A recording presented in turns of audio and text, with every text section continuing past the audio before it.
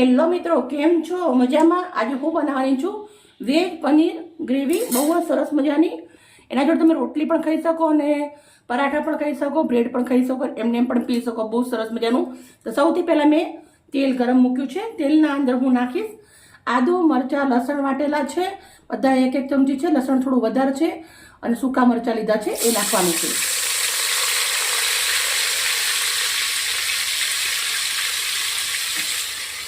થોડા વટાણા છે, થોડું શિમલા મરચું છે, ડુંગળી છે અને તીખા મરચાં છે.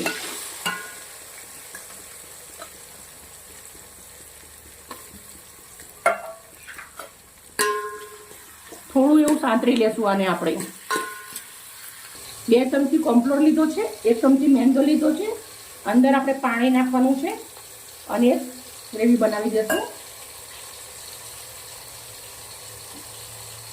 ડુંગળી વટાણા થોડા સંતરાઈ ગયા છે. હવે આપણે નાખવાના છે અંદર થોડી ઝીણી સમારેલી કોબીજ. સાથે આપણે 1 વાટકી ભરી અને પનીર નાખું છું, ઝીણું સમારેલું.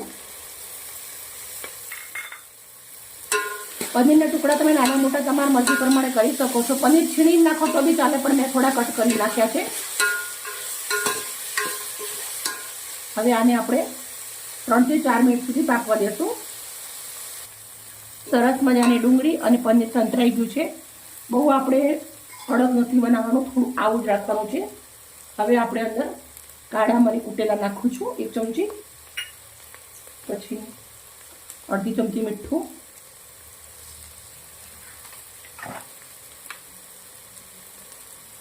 સોયા સોસ નાખું છું 1 ચમચી, 3 ચમચી ચીલી સોસ. તમારે ચમચીના ઉપયોગથી નાખવાનો, કેમ કે હું બોટલથી નાખું છું. થોડું એવું 1 ચમચી વિનેગર.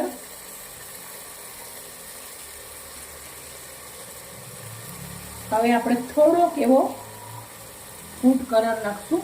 મસ્ત લાગે ચાઇનીઝનો ફૂડ કલર આવે એ નાખું છું. હવે આપણે મસ્ત મિક્સ કરી દેવાનું છે.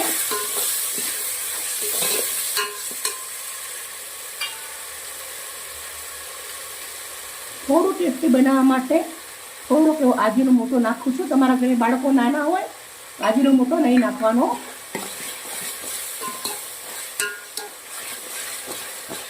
મસાલો મસ્ત મજાનો રેડી થઈ ગયો. હવે આપણે જે કોર્નફ્લોર અને મેંદો પલાળ્યો હતો એ રેડી દઈશું. થોડું એવું પાણી બીજું રેડશું.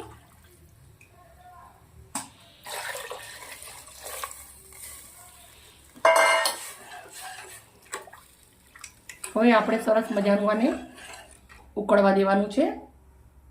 મિત્રો, મેં આ જે સૂપ બનાવ્યું છે આવી રીતના ગ્રેવી ટાઈપનો, એ સૂપ આપણે 10 જણ પીસી શકાય છે. તમે ઓછો વધારે તમે કરી શકો છો. જેમ જેમ આવી રીતના ઉકળશે એવી રીતના મસ્ત ઘટ થશે. પણ આપણે સાથે અંદર લીલા દાણા નાખી દેવાના છે. ભરપૂર દાણા નાખીશું. હજી લીલી ડુંગળી પણ આવશે, પણ ક્યારે આવશે એ હું તમને અગાડી બતાવીશ.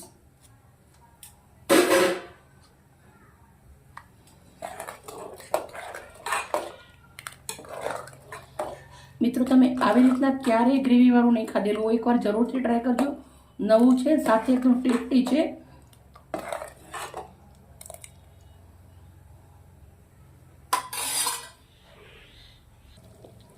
મિત્રો, તમે જોઈ શકો છો સરસ મજાનું ઉકળી એકદમ ઘટ અને જાડું થઈ ગયું છે.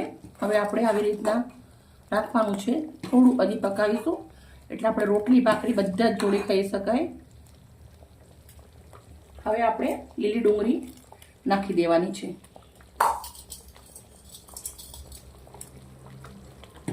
મિક્સ કરી દઈશું અને 2 મિનિટ જેવું પકાવશું. મિત્રો, મેં ગેસ બંધ કરી દીધો છે. મસ્ત મજાનું પાકી અને રેડી થઈ ગયું. મિત્રો, આપણે કોઈ મહેમાન આવવાના હોય તો 2 કલાક પહેલાં બનાવી રાખી દો તમે તો બી ચાલે. મહેમાન આવે ત્યારે એકદમ મસ્ત ગરમ ગરમ કરી દેવાનું, બહુ સરસ રહેશે. આવી રીતે બધું જ આપણે બાઉલના અંદર એક બાઉલ ભરી અને નીકાળી દઈશું. બાઉલના અંદર મેં સૂપ નીકાળી દીધો છે. થોડીક એવી આપણે લીલી ડુંગળીના પાન નાખી દઈએ સજાવવામાં. બહુ સરસ મજાની રેસીપી આપણી બની અને રેડી થઈ ગઈ છે. મિત્રો, અમારી વિડીયો સારી લાગી હોય તો પ્લીઝ અમને લાઈક કરજો ને એકવાર ઘરે જરૂરથી બનાવજો. બહુ સરસ છે, ટેસ્ટી છે અને સાથે હેલ્ધી છે. કાલે આવી નવી રેસીપી સાથે. Okay, bye bye.